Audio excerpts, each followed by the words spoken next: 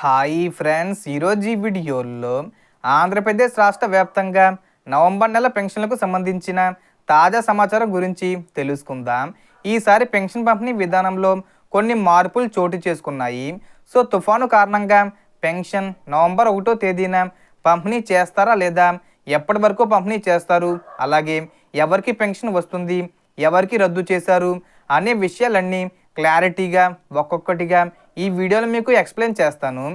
ముందుగా చెప్పుకోవాల్సిన విషయం ఏమిటంటే, గ్రామవడ్డు సచివాలయం సిబ్బంది నవంబర్ నెల పెన్షన్ల కోసం ముందుగానే అమౌంట్ని బ్యాంకులోంచి విత్డ్రా చేయబోతున్నారు. ఈ నెల 30 లేదా 31న ఉదయం 10 గంటలకు బ్యాంకులోకి వెళ్ళి పెన్షన్ అమౌంట్ తీసుకుంటారు. ఆ తర్వాత ప్రతి నెల ఎలా పంపిణీ చేస్తారో అదే విధంగా నవంబర్ నెల పెన్షన్లు కూడా సచివాలయ సిబ్బంది ఇళ్లకు వెళ్ళి అందజేస్తారు. నవంబర్ 1వ తేదీన శనివారం ఉదయం 7 గంటల నుంచి సాయంత్రం 5 గంటల వరకు ప్రతి ఇంటికి వెళ్ళి పెన్షన్ పంపిణీ జరుగుతుంది.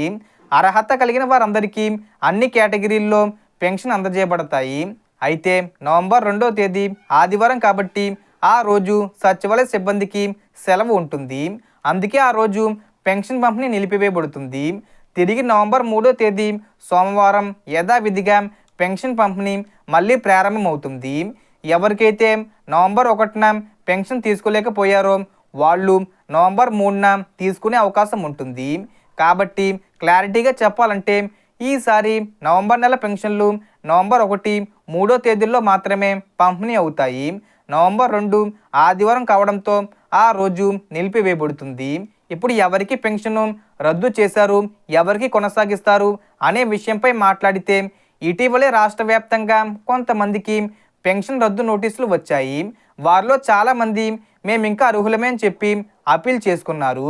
అటువంటి వాళ్లకు ప్రభుత్వం రీఅసెస్మెంట్ నోటీసులు జారీ చేసింది. వీరికి వైద్య పరీక్షలు పూర్తయ్యి కొత్త సర్టిఫికెట్ జారీ అయ్యేంత వరకు యథావిధిగా పెన్షన్ అందజేయబడుతుంది అని మంత్రి గారు తెలిపారు. కానీ ఎవరికైతే పెన్షన్ రద్దు నోటీసు వచ్చి రీఅసెస్మెంట్ నోటీసు రాలేదో వారికి నవంబర్ నెల పెన్షన్లు నిలిపివేయబడుతుంది. వైద్య పరీక్షల తర్వాత కొత్త సర్టిఫికెట్లో 40% కంటే తక్కువ వైకల్యం ఉంటే పెన్షన్ రద్దు అవుతుంది. కానీ 40% కంటే తక్కువ వైకల్యం ఉన్నవారు 60 ఏళ్ళు పూర్తి చేసుకున్నట్లయితే వారికి భద్రతా పెన్షన్ కింద 4,000 రూపాయలు అందజేయబడుతుంది.